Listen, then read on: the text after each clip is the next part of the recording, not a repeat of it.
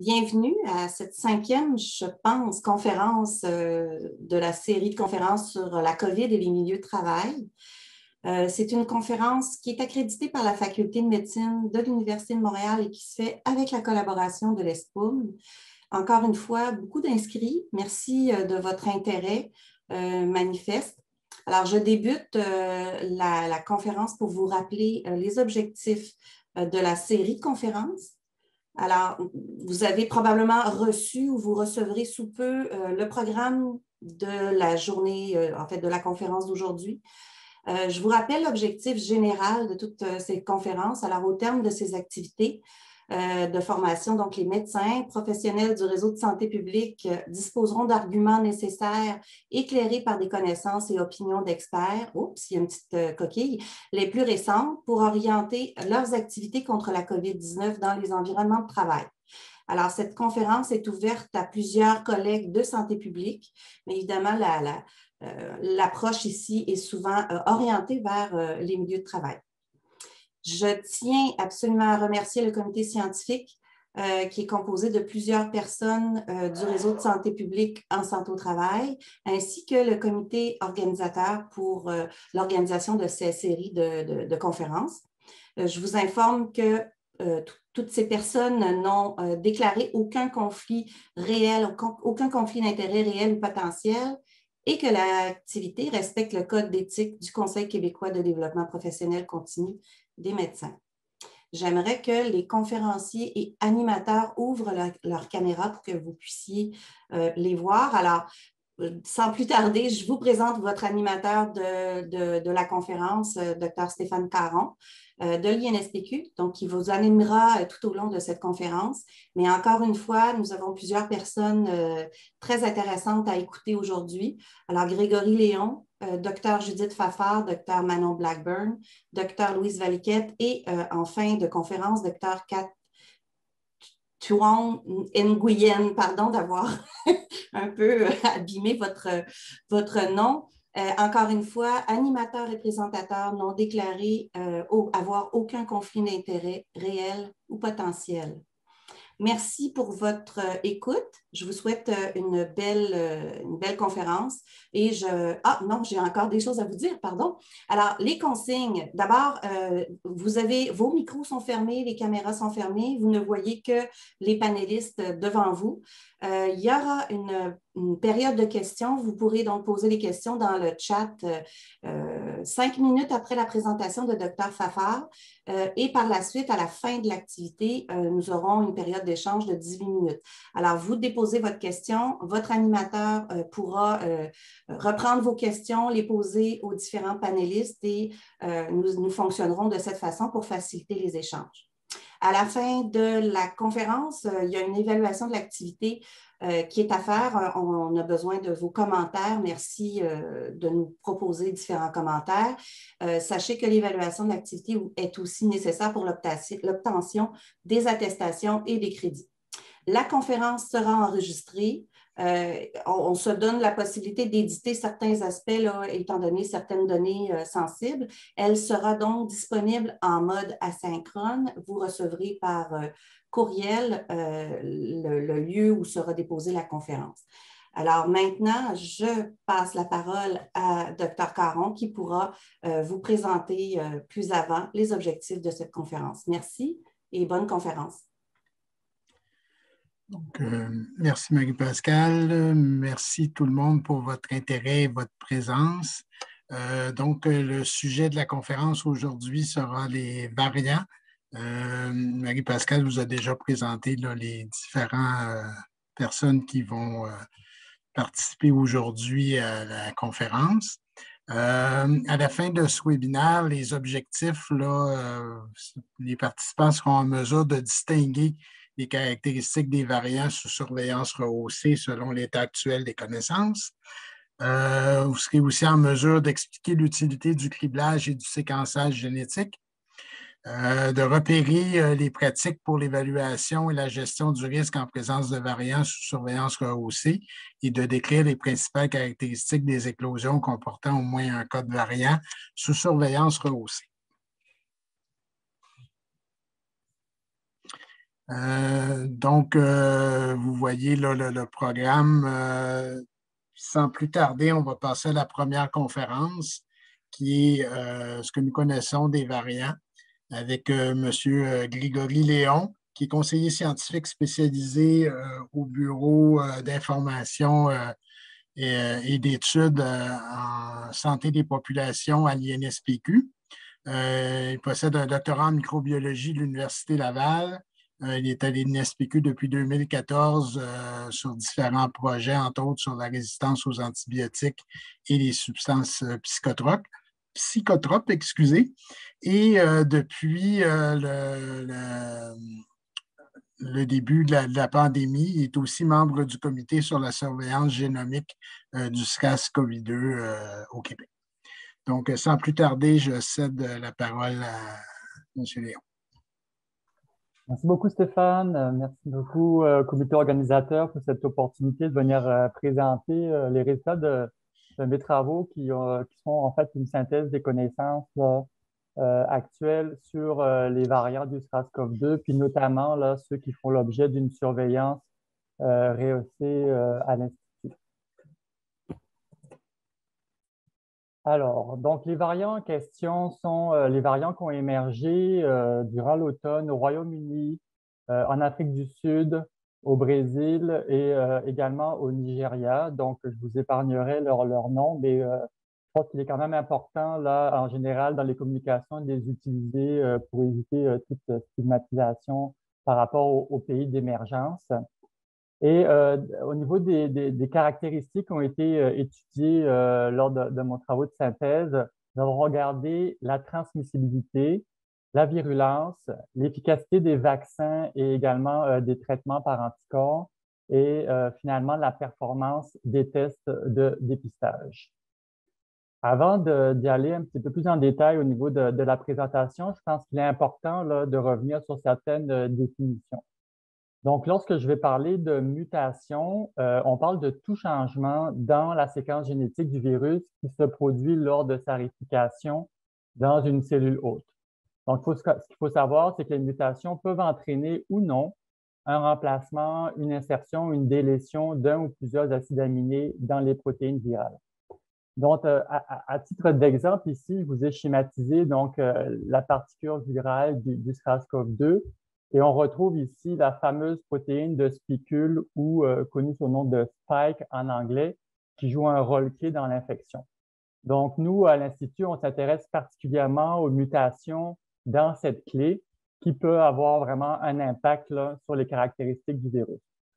Donc, schématisé ici, on voit que un changement de nucléotide dans la séquence de la protéine, de la protéine spike ou spicule peut entraîner un changement d'acide aminé. En l'occurrence, ici, c'est l'acide aspartique qui a été changé en glycine à la position 614. Donc, quand je veux parler de la mutation D614G, c'est ce type de mutation dont je veux parler.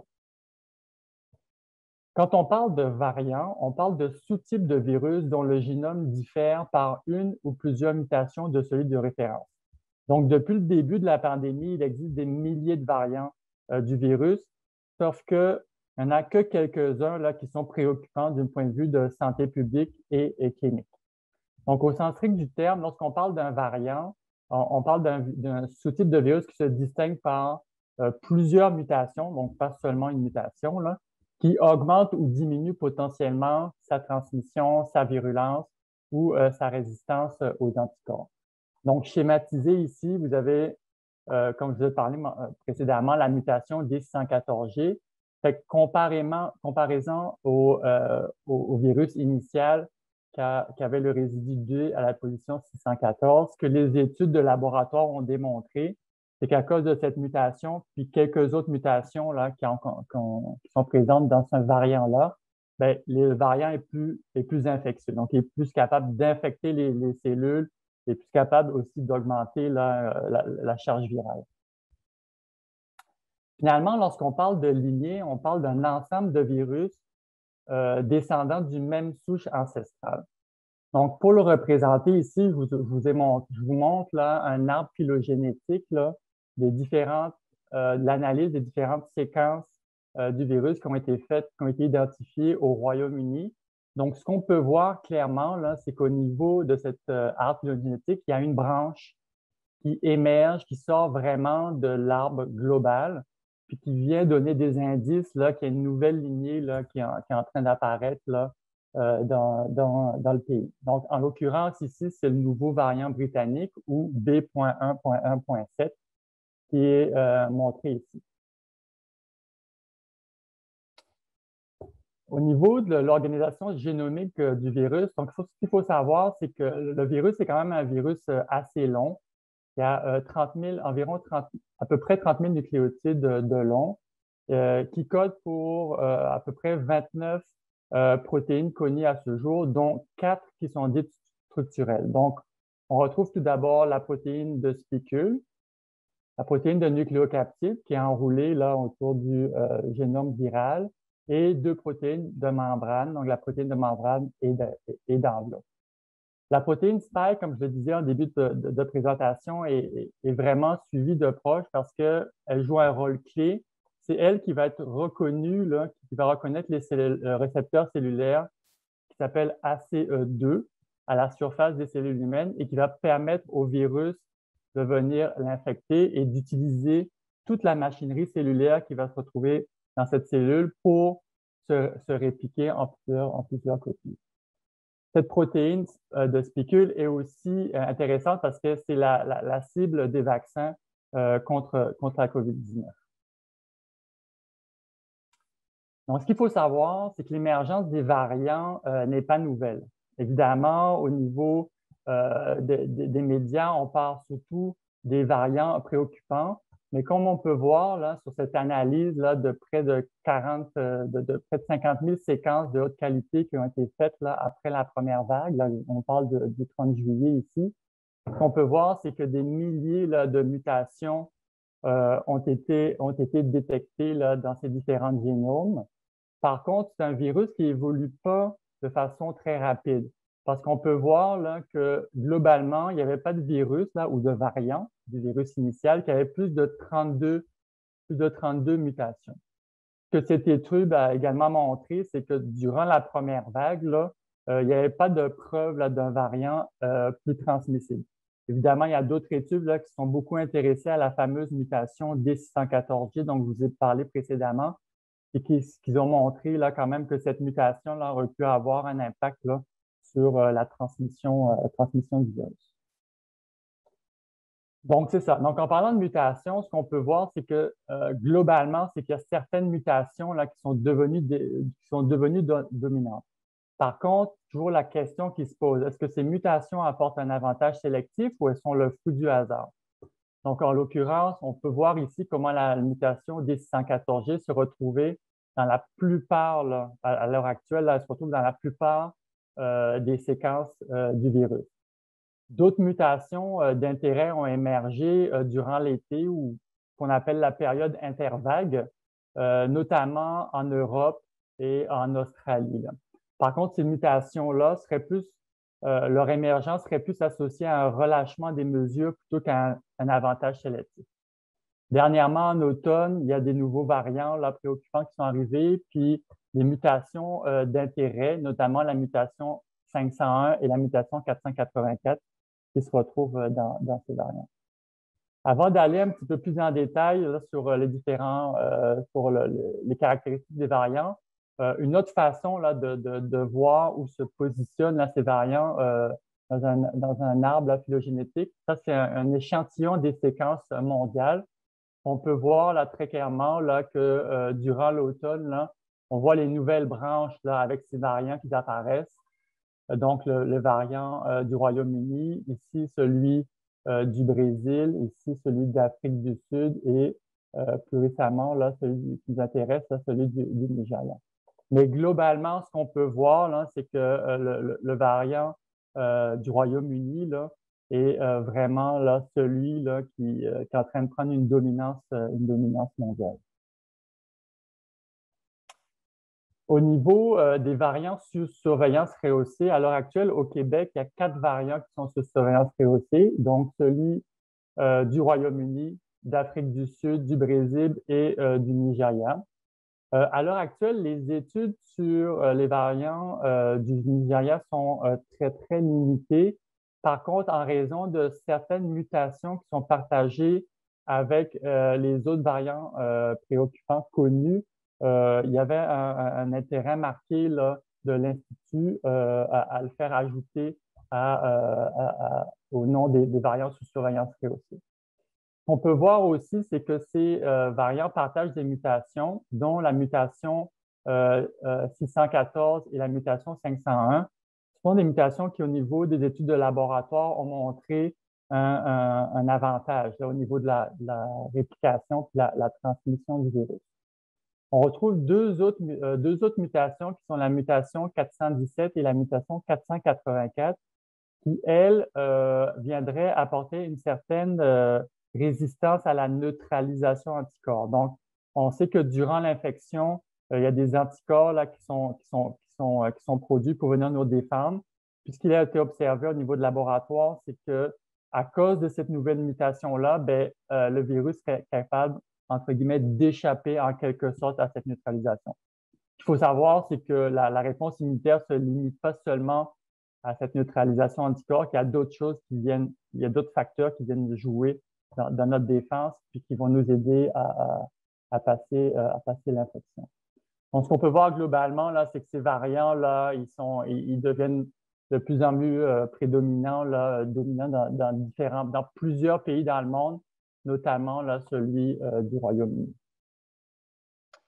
Au niveau de ce qu'on en sait de la littérature, j'ai essayé de rassembler là, en une seule diapositive l'étendue des connaissances. Donc, ce qu'on peut voir, c'est que, à part évidemment pour le variant d'origine du Nigeria, pour lequel on a encore très peu d'informations, ce qu'on peut voir, c'est que globalement, là, on voit une augmentation là, assez importante de la transmissibilité des variants sous surveillance rehaussée par rapport aux variants initial ou aux autres variants, surtout aux autres variants en circulation. En fait. Ce qu'on peut voir aussi, c'est qu'il y a un risque accru d'hospitalisation et de décès pour ces variants, d'où l'importance d'action rapide de la santé publique pour identifier les cas par criblage et également là, pour isoler rapidement les cas et les contacts.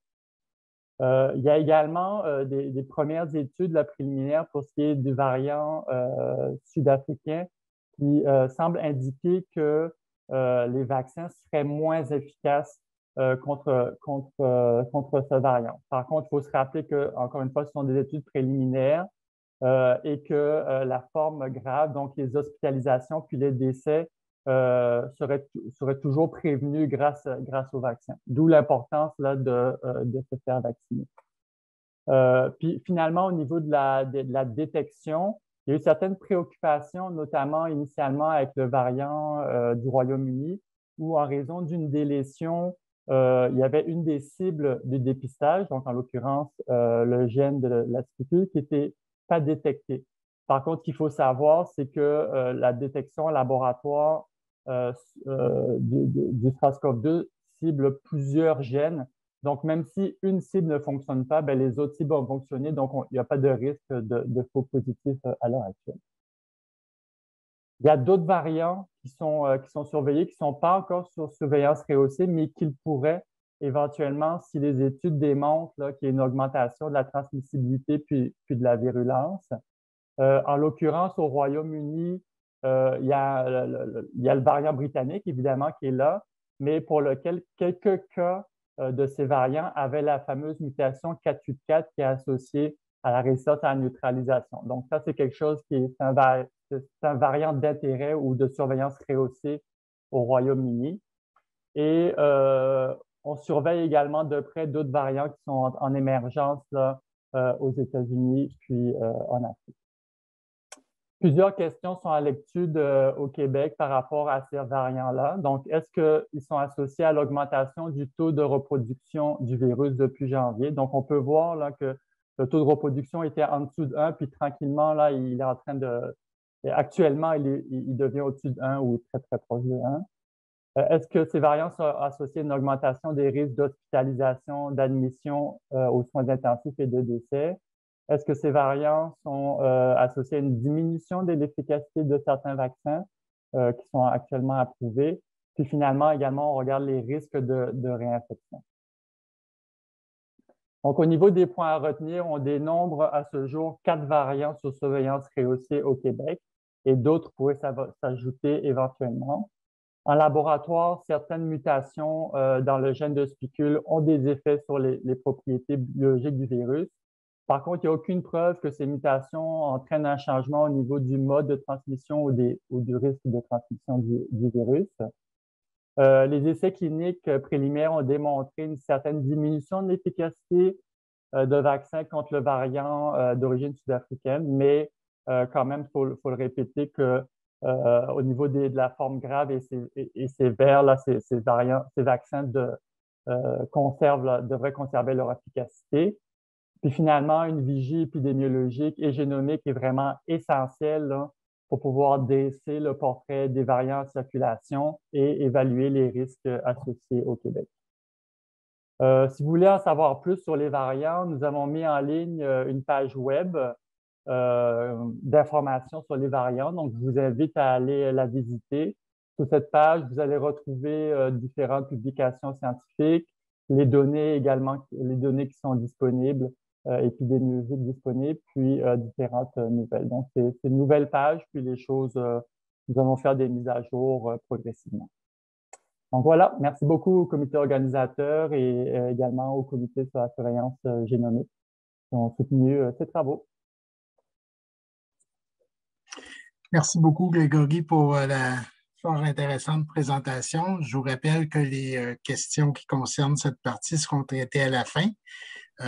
Par contre, pour la prochaine présentation sur le criblage et le séquençage, bien, les questions seront répondues tout de suite après la présentation.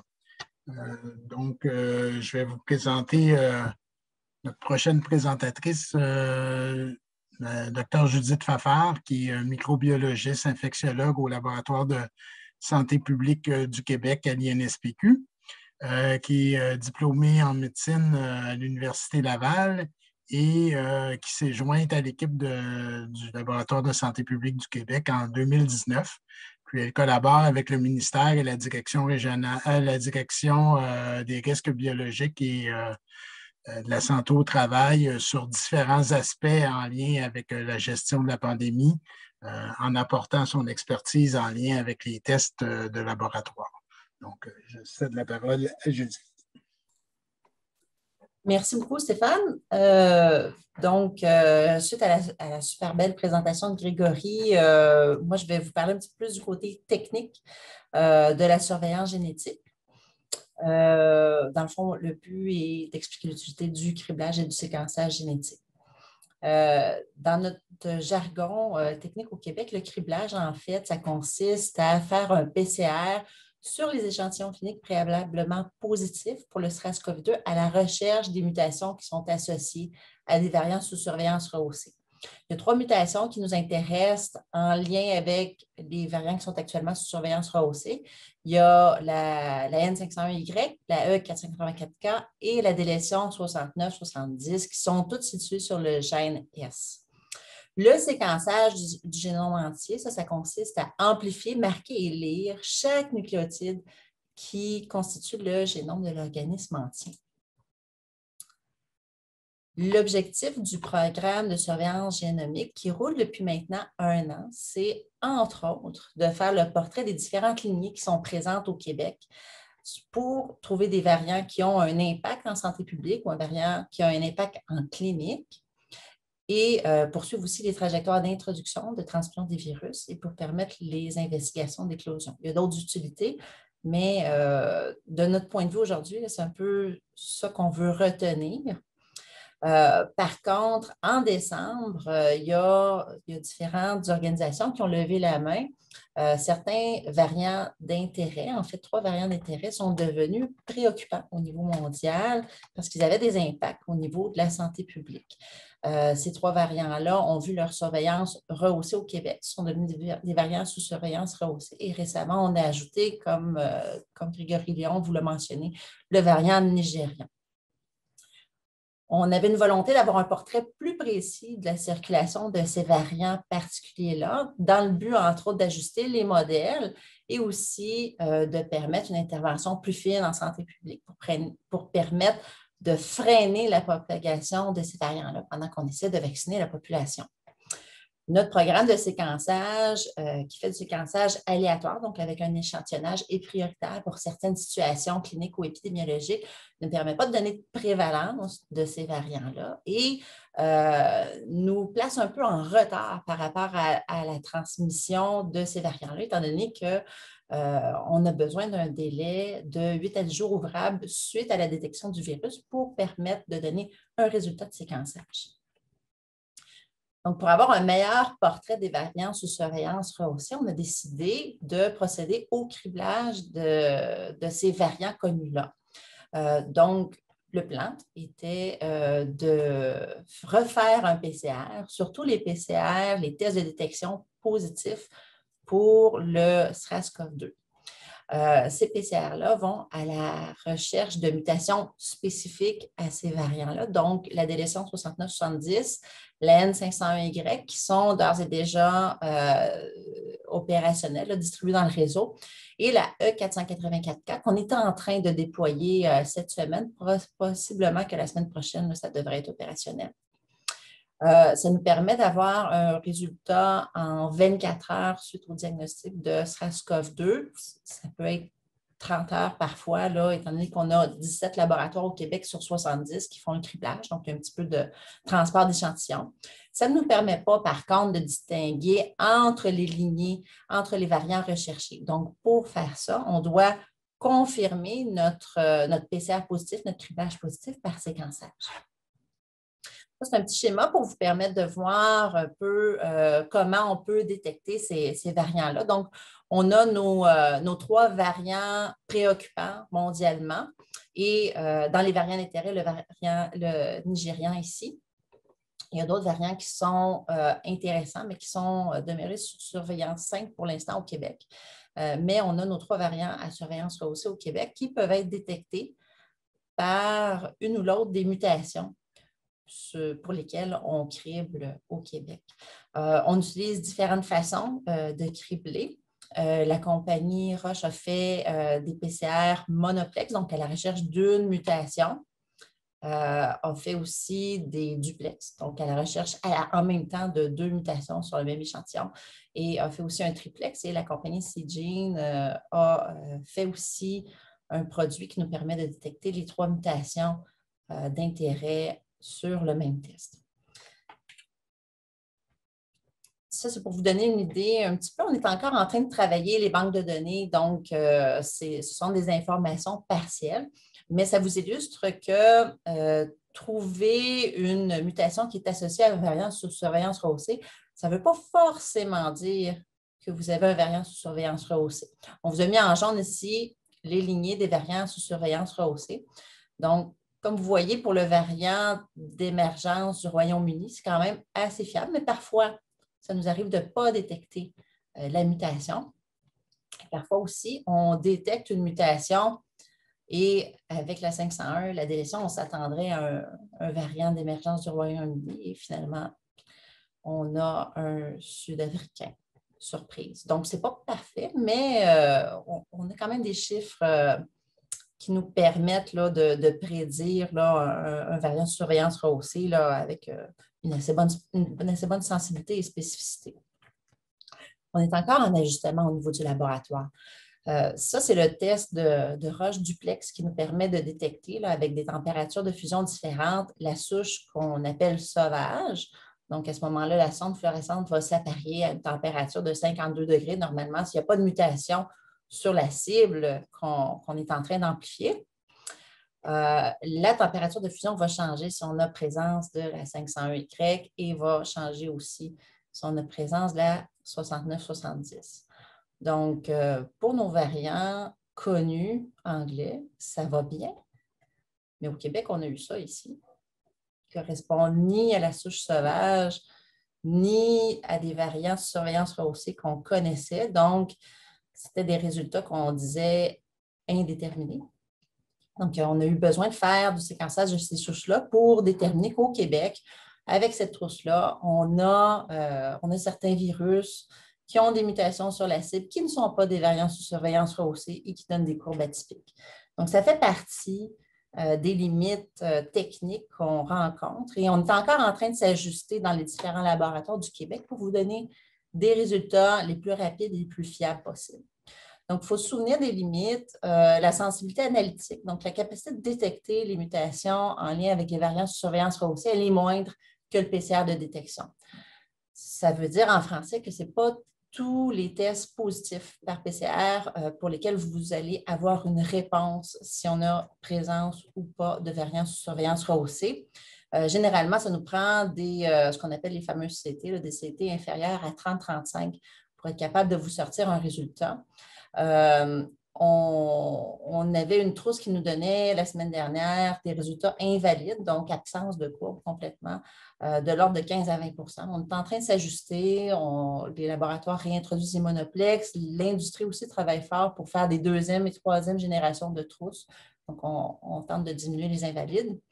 Comme je vous l'ai illustré dans la diapositive précédente, on a aussi parfois des courbes atypiques pour lesquelles il faut caractériser les souches pour permettre de dire par la suite au laboratoire, OK, si vous avez une température de fusion, par exemple, à 52 degrés, ce n'est pas un variant sous surveillance rehaussée, sortez-le négatif. On peut avoir aussi, bien entendu, comme on disait, des faux positifs, c'est-à-dire absence de variant sous surveillance rehaussée malgré un PCR de criblage positif. Le séquençage du génome entier va nous permettre d'identifier tous les variants potentiels. Il faut savoir qu'on a plus de 4000 lignées décrites jusqu'à présent, mais c'est long. Ça prend 8 à 10 jours ouvrables, c'est complexe, ça requiert une expertise particulière. Mais ça peut nous permettre de trouver des variants qui ont une importance au niveau de la santé publique ou de la clinique, qui ne font pas partie des variants criblés. Mais il faut faire attention encore une fois, si on a une mauvaise conservation d'échantillons ou si on a une quantité d'ARN faible dans l'échantillon, donc les fameux CT élevés, on va avoir un échec au séquençage aussi.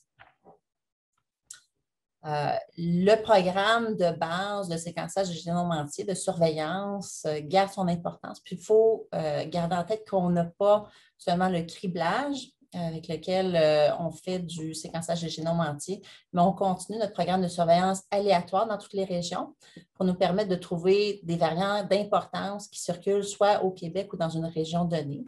Et on va aussi à la chasse aux nouveaux variants, si on veut, avec notre séquençage prioritaire. Donc, on demande au laboratoire de nous envoyer les souches qui font partie de situations particulières. À ce moment-là, on a plus de chances de trouver des variants d'intérêt. Donc, certaines éclosions avec des taux d'attaque élevés, les tests diagnostiques qui ont des cibles discordantes. J'ai vu dans le chat qu'on se demandait si nos tests antigéniques étaient capables de détecter les variants qui font l'objet d'une surveillance rehaussée. La réponse est oui, mais dans nos PCA, parfois, on peut avoir des discordances de cibles, une cible détectée, l'autre pas détectée. C'est un signe qu'il y a probablement une mutation sur la cible, donc on veut les séquencer pour voir si on a des variants. Les voyageurs, bien entendu, qui reviennent d'une destination hors Canada, les soupçons de réinfection, les infections post-vaccination et les maladies graves chez des jeunes qui n'ont pas de comorbidité. Donc, c'est un peu ce que je voulais vous transmettre comme connaissance aujourd'hui. Ça va me faire plaisir de répondre à vos questions. Sinon, un membre de l'équipe du LSPQ qui fait partie de l'équipe de génomique pourra vous aider aussi dans un temps ultérieur. Merci beaucoup, Judith. Fait que si vous avez des questions pour Judith, c'est le temps de les envoyer. J'avais 2 questions qui étaient rentrées, mais tu as partiellement répondu dans ta présentation plus tard, mais si tu as quelque chose à ajouter, il y avait une question là, concernant le criblage, peut-il donner des faux positifs? Fait que si tu avais quelque chose à ajouter là-dessus, peut-être. Bien, faux positif, oui, c'est-à-dire qu'on peut avoir des variants qui ont la mutation 501 ou qui ont la mutation 484 ou la délétion, puis qui sont, quand on fait le séquençage, ils n'appartiennent pas à une des lignées sous surveillance rehaussée. Donc ça peut arriver. Puis, on peut avoir aussi des petits glitches, là. Ce n'est pas des tests qui sont parfaits. Des fois, les températures, si on a des mutations différentes sur la cible, peuvent nous causer des faux positifs, mais les faux positifs jusqu'à maintenant, là, ça ressemble, mais là, c'est sous toute réserve parce qu'on a des données très partielles, mais ça ressemble à 3 % environ. Une autre question concernant l'amplification d'un gène sur 2, doit-on faire une demande de séquençage? Si vous avez un résultat faiblement détecté, donc si le laboratoire vous dit il y a très peu d'ARN là-dedans et que vous détectez un gène sur 2, la réponse est non. Par contre, si vous avez une sonde qui est franchement détectée, puis qu'il y a une sonde qui n'est pas détectée, là, mettons que vous avez une CT à 20, à 16 sur une des cibles et l'autre cible n'est pas détectée. Entre autres, c'est comme ça que le Royaume-Uni, avec le kit de Thermo Fisher, a trouvé le variant du Royaume-Uni, puis c'est comme ça qu'il le monitorait. Oui, on veut l'avoir pour le séquençage, mais pas les faibles détectés. Une autre question. Si je comprends, tous les échantillons positifs sont criblés et seuls 10 des criblés sont séquencés. Mais en fait, on veut séquencer 10 de tous les échantillons positifs au Québec. Mais là-dedans, il y a le séquençage aléatoire. Donc, on prend des échantillons au hasard dans la biobanque. Il y a le séquençage prioritaire et il y a les criblés positifs qu'on prend. Mais les criblés négatifs, ça ne veut pas dire qu'ils ne seront pas séquencés. Ils vont être envoyés à la biobanque ou s'il y a une situation clinique ou épidémiologique particulière, ils peuvent être envoyés tout de même au LSPQ pour un séquençage prioritaire à la recherche d'un autre variant, pour dire quelque chose. Est-ce que des courbes atypiques pourraient signifier qu'il s'agit de variants non recensés jusqu'à présent, possiblement locaux? Oui, bien, en fait, tous les virus qui mutent sont des variants. OK? Il reste à voir est-ce que ce sont des variants d'intérêt, des variants qui ont des particularités au niveau de la transmissibilité, entre autres, là, ou de la sévérité. Donc, oui, la courbe atypique que je vous ai montrée, c'est un variant. Est-ce qu'il va devenir prédominant au Québec? Je ne sais pas. Puis, ça ne veut pas dire qu'il y a une importance clinique ou épidémiologique non plus en termes de transmissibilité. Mais oui, c'est probablement un variant distinct. Comme le temps file, j'ai une dernière question.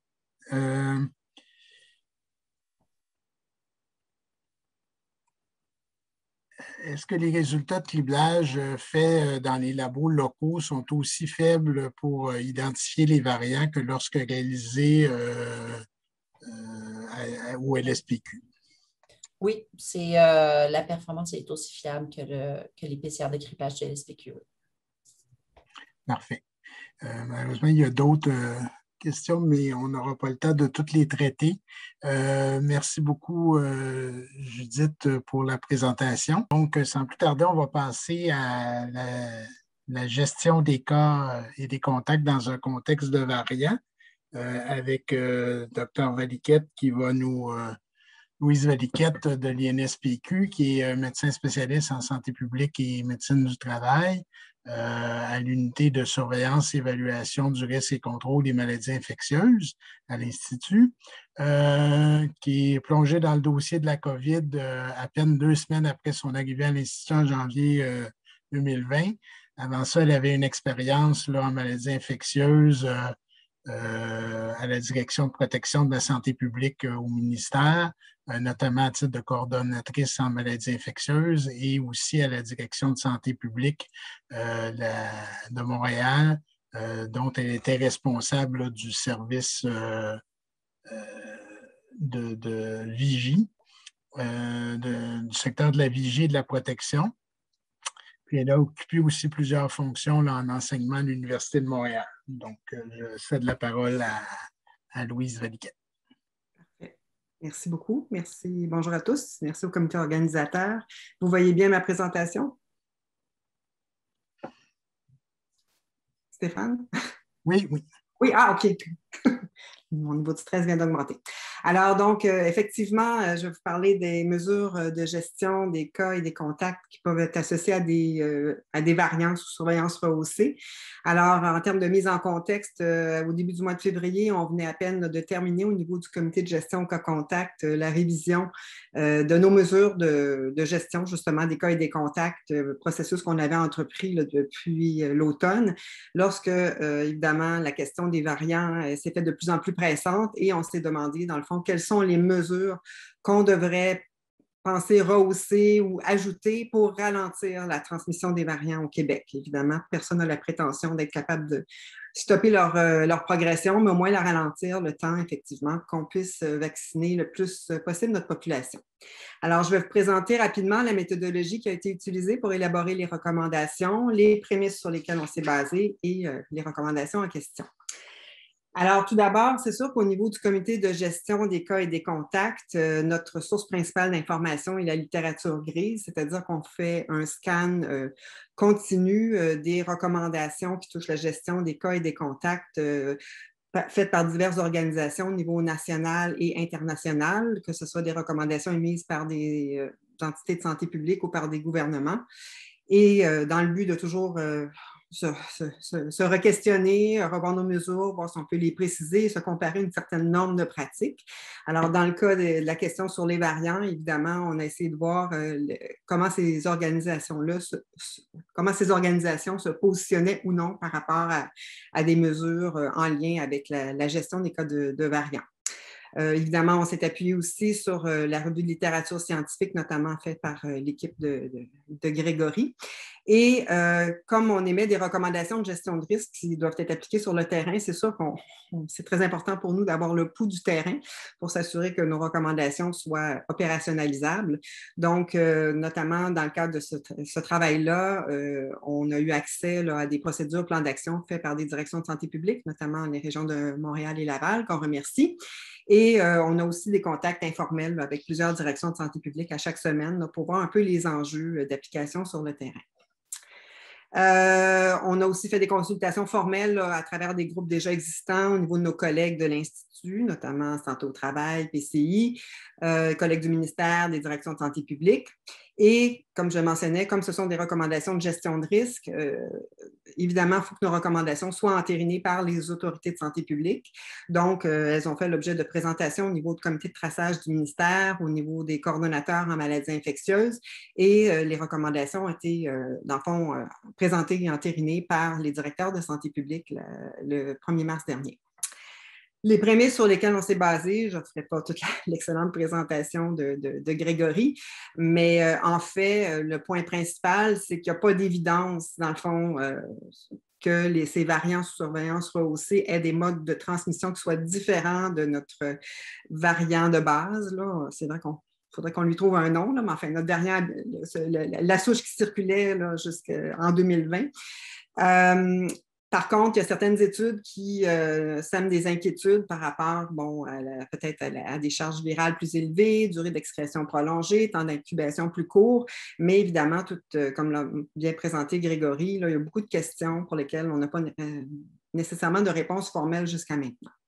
Donc, regardant tout ça, il est certain que ce ne sont pas toutes les organisations qui se sont positionnées par rapport à des mesures spécifiques à adopter face à des variants, mais dans l'ensemble, tout le monde dit, écoutez, il n'y a pas d'ingrédients, de mesures miracles, il faut juste au moins s'assurer de bien faire ce qu'on est censé faire, tant du côté préventif qu'au niveau de la gestion de nos cas et nos contacts, et surtout, c'est qu'il faut agir vite.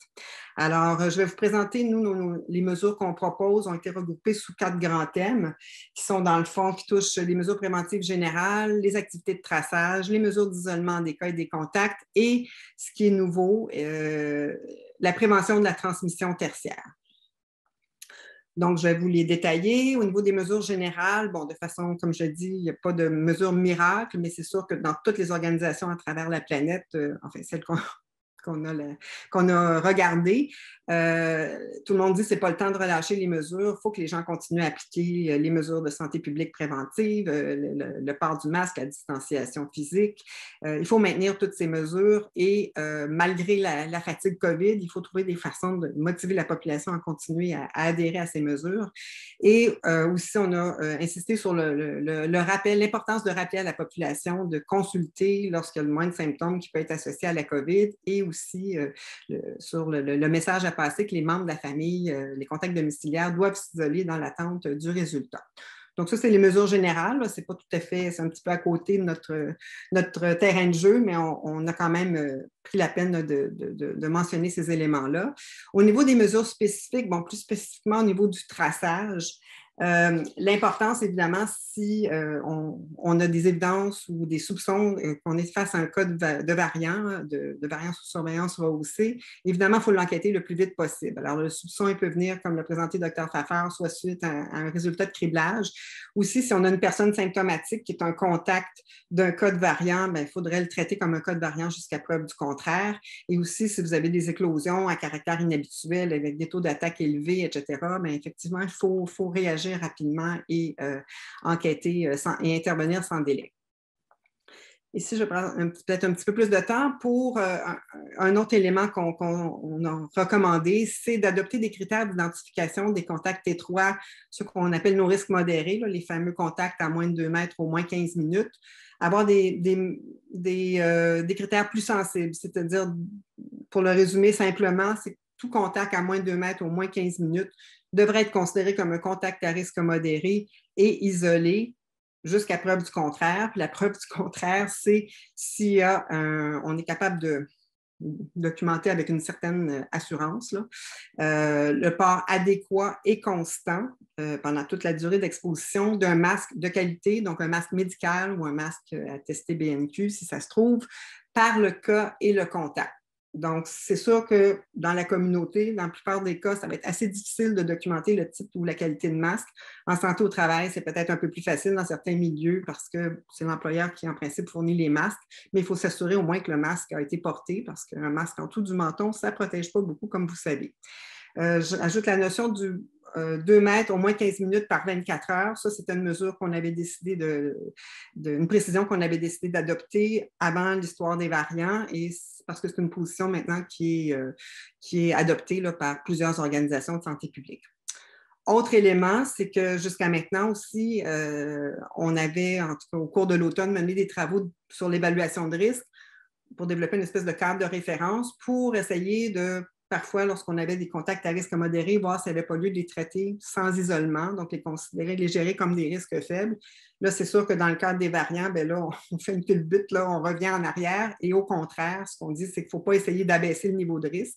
Et au contraire, des situations qu'on aurait jugées peut-être à risque faible autrefois, comme par exemple un contact face à face à moins d'1 mètre, pas de masque à l'intérieur, bien, ce contact-là devrait être géré comme un risque modéré, non pas comme un risque faible. Évidemment, on ne peut pas détailler toutes les situations ou les cas de figure potentiels, mais au moins avoir ça en tête. Il faut être le plus strict possible dans l'évaluation de risque. Autre élément qu'on a recommandé, c'est d'ajouter des dépistages. Donc, c'était déjà recommandé de dépister les contacts étroits à risque élevé et modéré. Alors, évidemment, on insiste, d'autant plus si on fait face à un variant. Le plus tôt possible, on dit au moins après le 3e jour après la première exposition. Dans les faits, compte tenu de tous les délais qui s'accumulent entre le début des symptômes, le test, le résultat, l'enquête, etc. On est souvent, je pense, plus à 4-5 jours, là, mais effectivement, au moins après 3 jours pour détecter les cas coprimaires et les gens qui auraient été déjà infectés pour agir le plus possible le plus rapidement possible auprès de leur contact. Et on rajoute aussi un 2e dépistage 48 heures avant la levée de l'isolement des contacts. Autre chose, évidemment, s'assurer que les cas et les contacts suivent les mesures recommandées. Donc, lorsqu'ils doivent s'isoler, qu'ils suivent les mesures, effectivement, qu'ils n'essaient pas de se soustraire à nos exigences. Il est souvent recommandé d'essayer, lorsque c'est possible, de divulguer la suspicion d'un cas de variant ou d'une souche qui sera un variant au cas et au contact pour essayer de les motiver là, à respecter les mesures qu'on leur recommande.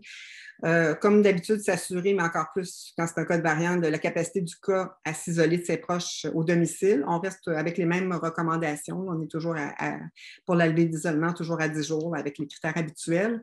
Pour le contact domiciliaire, là aussi, on commence le décompte de la période d'isolement de 14 jours à partir du moment où on a l'assurance que les mesures ont été appliquées, mais à condition qu'il y ait un test qui soit fait 48 heures là, avant la levée de l'isolement. Et on encourage les directions de santé publique à faire un suivi actif en cours d'isolement là, pour les cas et les contacts. Finalement, dernière mesure. C'est la fameuse mesure là, qui vise à recommander des mesures pour les contacts domiciliaires de contact de cas. Alors, pour s'aider à situer, préciser de qui on parle, je vous réfère à ce petit graphique. Alors, disons, on se situe dans une classe, dans une école, on a un élève qui est un cas de variant. Tous les élèves de la classe sont des contacts à risque modéré. Bon, comme d'habitude, on les sort et on les envoie à la maison, on demande de se faire dépister. Et là, ce dont je vais vous parler, c'est les familles de ces élèves des contacts de classe, donc des 25 élèves de la classe, donc les familles de ces élèves-là. Je vais vous dire un peu les recommandations qui sont faites et qui s'ajoutent qu'on ne faisait pas jusqu'à maintenant, on ne se rendait pas jusque-là. Alors, ce qu'on recommande, c'est que pour toutes les personnes qui vivent sur le même toit que nos contacts de cas, c'est un isolement préventif jusqu'à l'obtention du premier dépistage chez notre contact.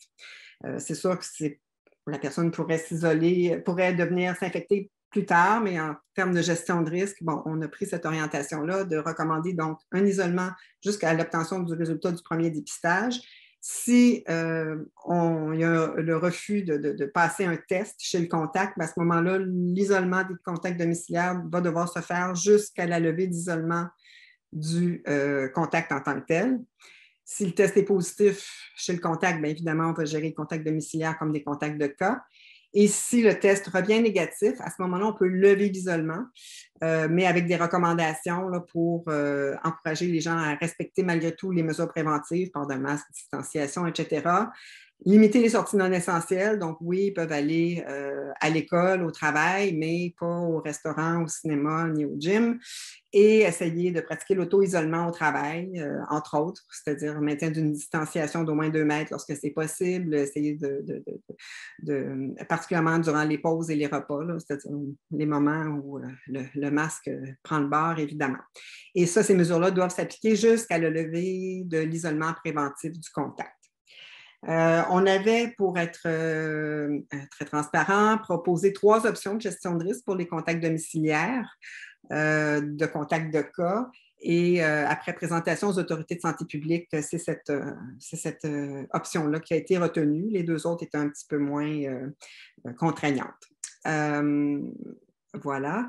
Donc, pour plus d'informations, vous pouvez consulter la page web là, de l'INSPQ. Vous allez retrouver nos recommandations pour la mise à jour de nos recommandations de gestion et de contact, l'avis qu'on a fait pour la gestion des cas associés à des variants sous surveillance rehaussée. Il y a le document sur l'évaluation de risque et aussi, sous peu, on déposera là, les recommandations pour la gestion des contacts qui surviennent en milieu de garde et scolaire. Là, la mise à jour des recommandations est finalisée.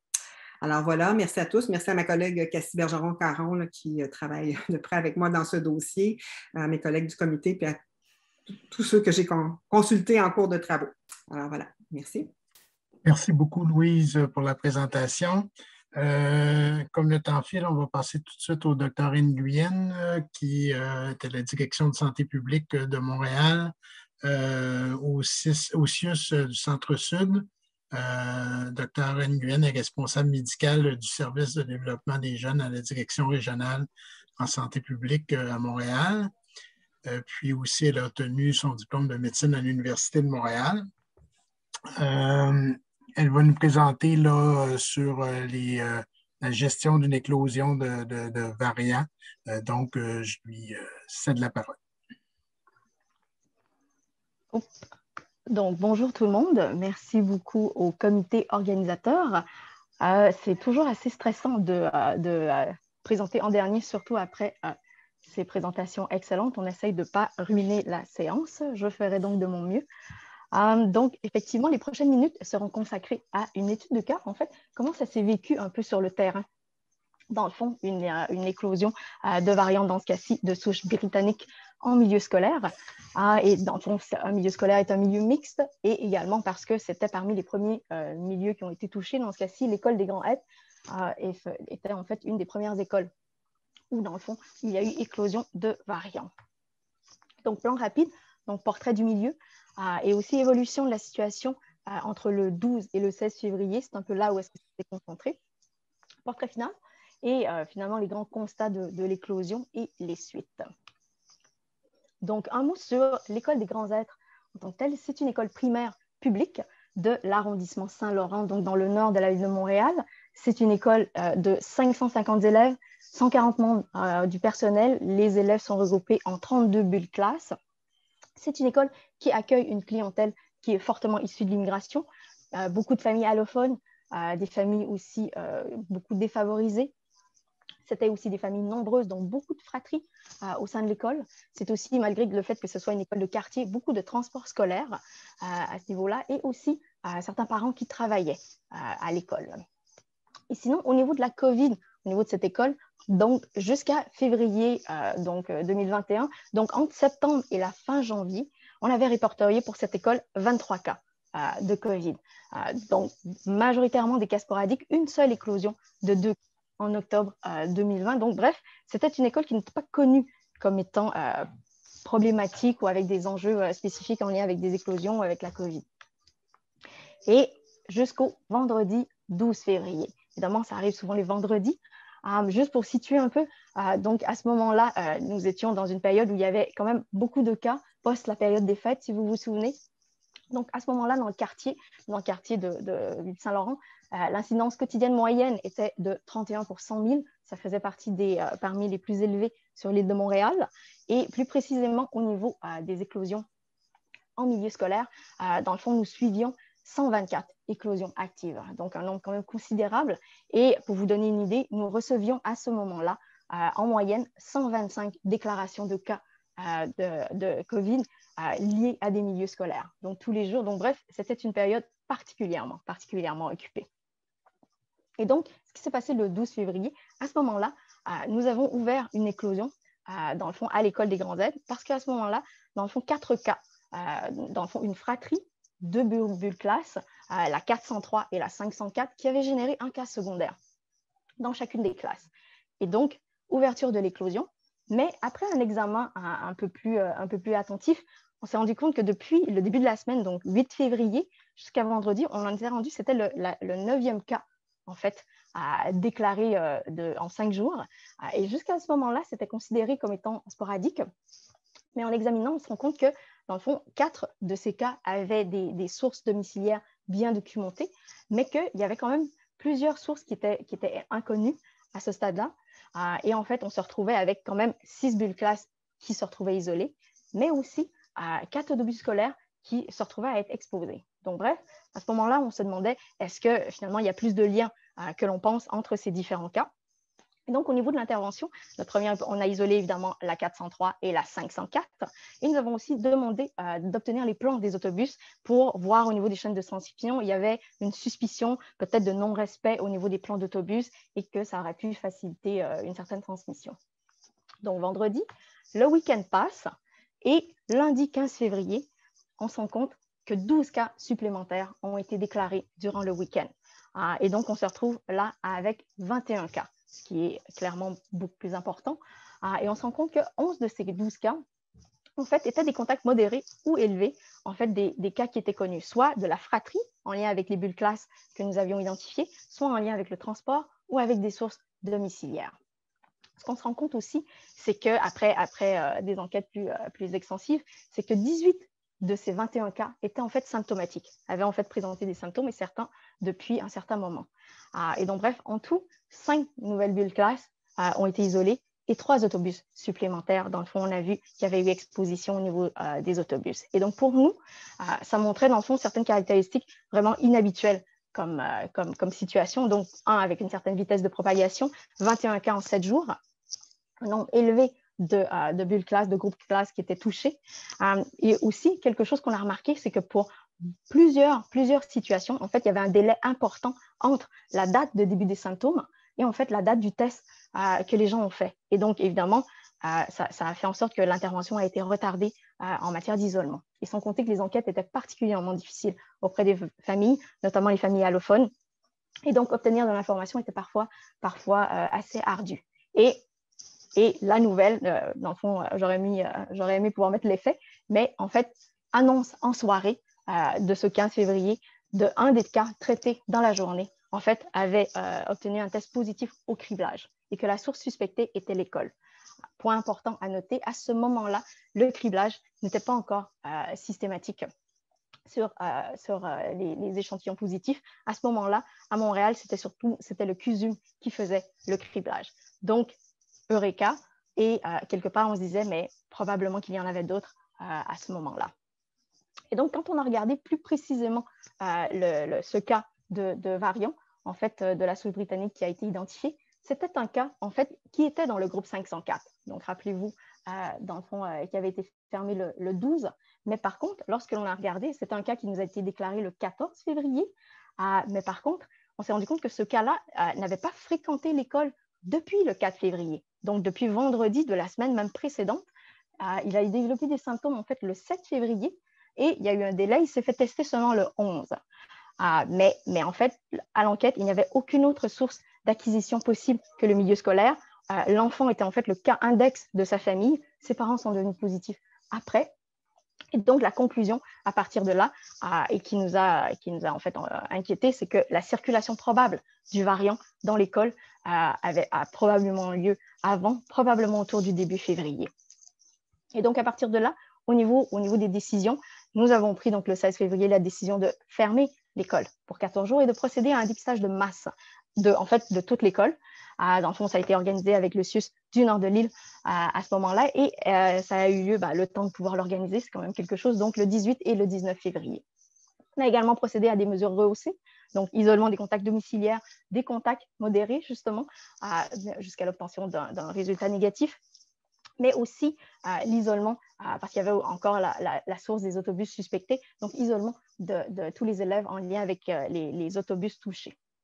On a aussi fait plusieurs interventions en matière de communication au niveau des familles pour s'assurer que les familles comprennent bien ce qui se passait. Il y avait énormément d'anxiété en lien avec ça, autant de la part des familles que de la part du personnel à ce stade-là. Donc, juste un mot sur le dépistage qui a eu lieu, donc le 18-19. En fait, ça visait quand même 326 personnes.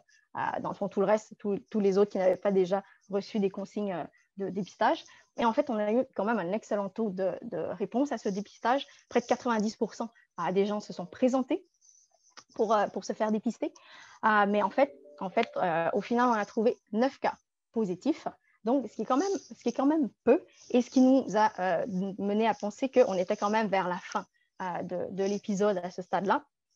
Et la bonne nouvelle, c'est qu'à partir du 18, le criblage était quand même beaucoup plus systématique. Donc, ces 9 cas positifs ont tous été criblés.